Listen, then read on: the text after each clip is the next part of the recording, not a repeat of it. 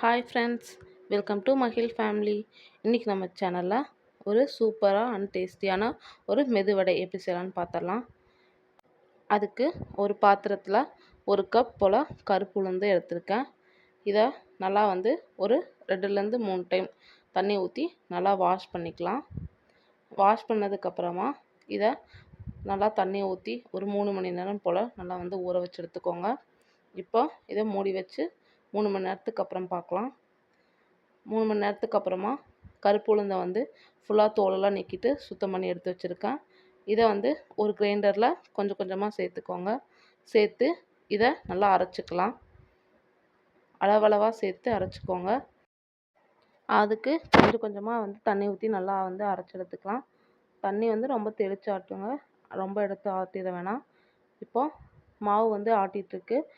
பக்குவம் அப்படின்னு பார்த்தோம்னா நம்ம தண்ணிக்குள்ளே போடுறப்போ அது நல்லா மிதங்கணும். அப்படி இருந்தால் சரியாக இருக்கும். இப்போ அது கரெக்டான பக்குவத்தில் இருக்குது. இதை நம்ம வேறு பாத்திரத்துக்கு மாற்றிக்கலாம். ஒரு மீடியம் சைஸ் வெங்காயத்தை சேர்த்துக்கலாம். பொடி பொடியாக நறுக்கி சேர்த்துக்கோங்க. கூடவே ஒரு 2 பச்சை மிளகாய், கூடவே கொஞ்சமாக கருவேப்பிலை சேர்த்துக்கோங்க. அது கூட ஒரு ஸ்பூன் போல் மிளகு சேர்த்துக்கலாம்.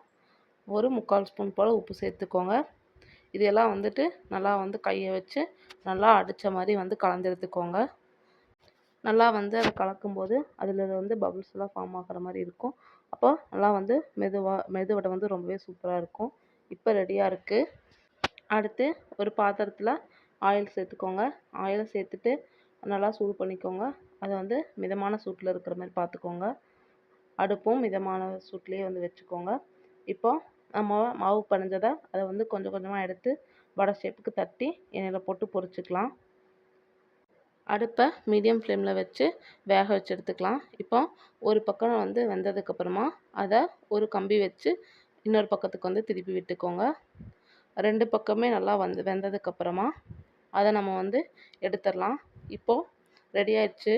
இப்போது சூடான ஒரு டீ கூட நம்மளோட வடையை சர்வ் பண்ணிக்கலாம். ரொம்பவே சூப்பரான வடை ரெடி ஆயிடுச்சு.